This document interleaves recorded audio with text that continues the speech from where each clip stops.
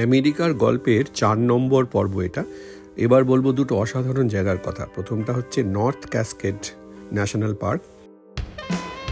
বিচিত্র পাহাড় আর সুবিশাল অদ্ভুত সুন্দর একটা লেক সেখানে আছে, তাই দেখতে চলেছি।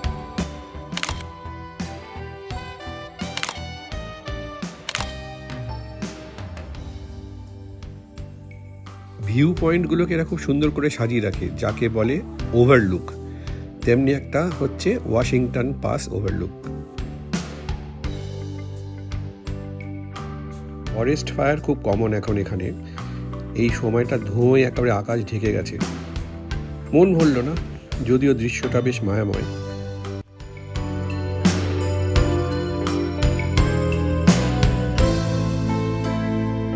কাল যেখানে গেছিলাম সেই গিয়ে মন ভরল না ফরেস্ট ফায়ারের জন্য, সেখানে আবার যাব সকালে আজকে।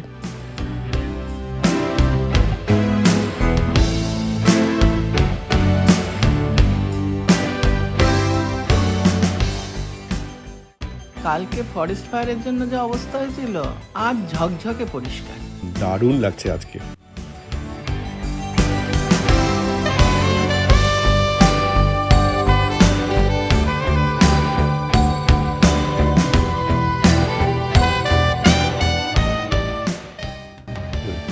আরে দেখো উপর থেকে রাস্তাগুলো কিরকম সরু, এঁকে বেঁকে কিরকম দেখাচ্ছে। ওভারলুকগুলো এমন সুন্দর ঠিকঠাক জায়গায় এরা বানায়।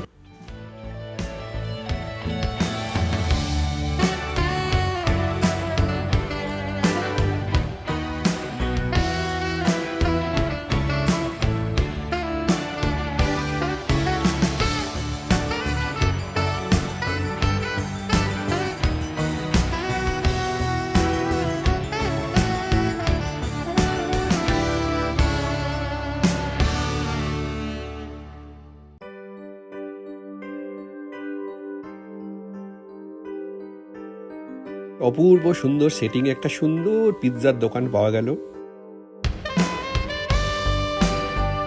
ফরেস্ট ফায়ার মানে বাংলা জায়গায় দাবানল বলি, তার জন্য রাস্তায় প্রচুর রেস্ট্রিকশনস আছে। সেই সময়ের মধ্যে দিয়ে এখানে সবথেকে সুন্দর যে লেকটা, ডিয়াবলো লেক, সেটা যাওয়ার চেষ্টা করছি এবার। দূরে পাহাড়ে আগুন দেখা যাচ্ছে, জানি না যেতে দেবে কিনা, রাস্তা আটকে দিয়েছে কিনা। ওই একটু একটু করে গাড়ি ছাড়ছে, তো আমরা ছাড়া পেয়েছি। দাবানল আটকানোর জন্য কিছু গাছ কেটে কিছু কন্ট্রোলড ফায়ার মানে কন্ট্রোল করে আগুন জ্বালিয়ে জ্বালিয়ে চেষ্টা করছে যাতে দাবানলটা আটকানো যায়।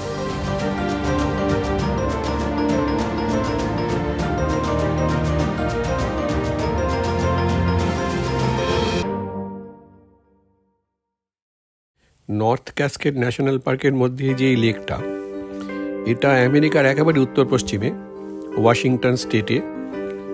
চারিদিকে পাহাড়, জঙ্গল, ঝর্ণা, সব মিলিয়ে চমৎকার দৃশ্য। বলে রাখি যে আমেরিকাতে মোট 63টা ন্যাশনাল পার্ক আছে, আর প্রত্যেকটাই অসাধারণ।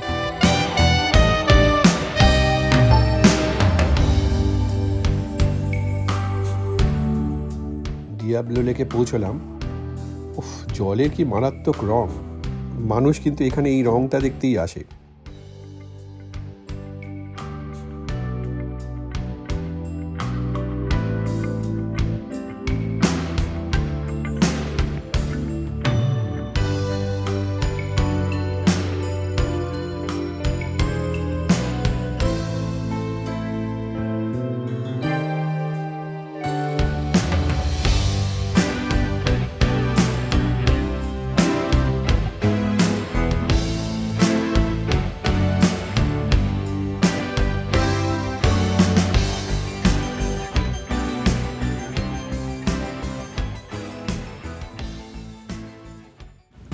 সূর্যাস্তের সময় হয়ে এলো, আলোটা পড়ে যে কি ভালো লাগছে।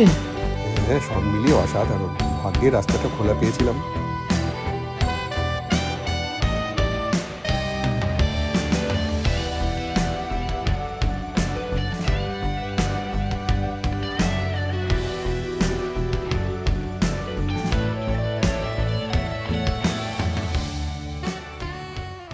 আশেপাশের গ্লেশিয়ারগুলো থেকে জল গলে গলে যখন এই লেকে এসে পড়ে, তো তার সাথে নানা রকম পদার্থ মানে মাটি ইত্যাদি জমা হয় এই লেকে। আর তারই কারণে অসাধারণ এই রং।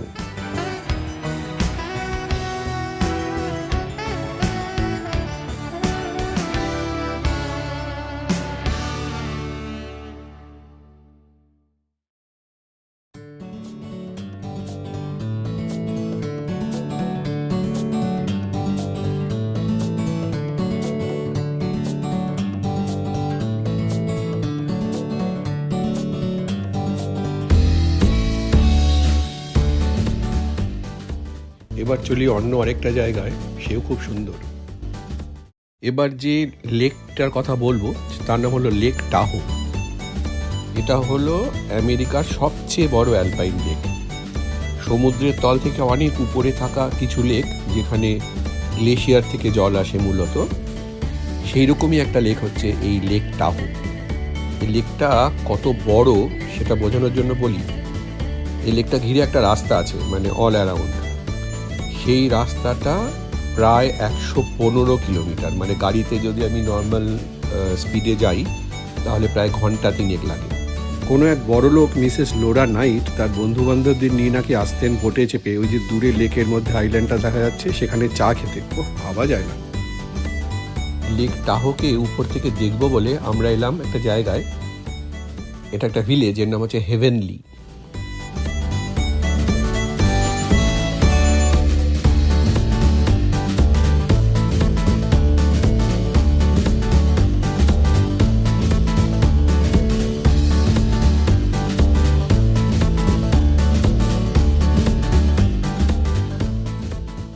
মজার না জায়গাটা?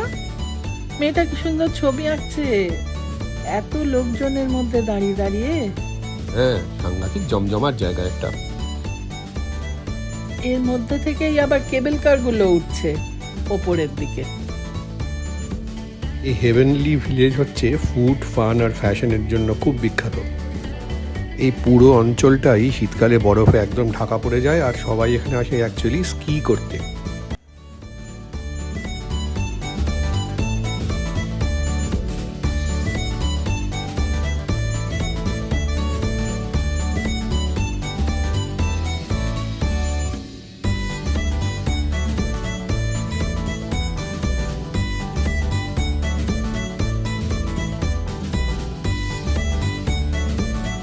টিকিট কেটে আমরা উঠবো কেবল কারে, ওরা অবশ্যই একে গন্ডোলা বলে। কেবল কারে চেপে উঠে এলাম উপরে নিচের দৃশ্য দেখবার জন্য। আমরা যেখান থেকে উঠলাম সেটার হাইট ছিল সি লেভেল থেকে প্রায় 6000 ফিট, তাই না? হ্যাঁ, সেটা ছিল 6000 ফুট মতো, আর এখন আমরা এই কেবল কার দিয়ে যে উঠে এলাম এই জায়গাটা অ্যারাউন্ড 9000 ফিট।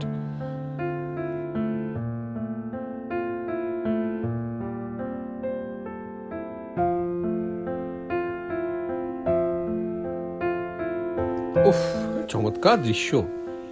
এখানে একটা ডেক বানানো আছে, সেই ডেকের উপরে দাঁড়িয়ে দাঁড়িয়ে দেখছি কি বিশাল এই লেকটা। ওই জানা গেল যে 63টা নদী বা উপনদী দিয়ে এই লেকে জল এসে পড়ে আর এখানে এসে জমা হয়।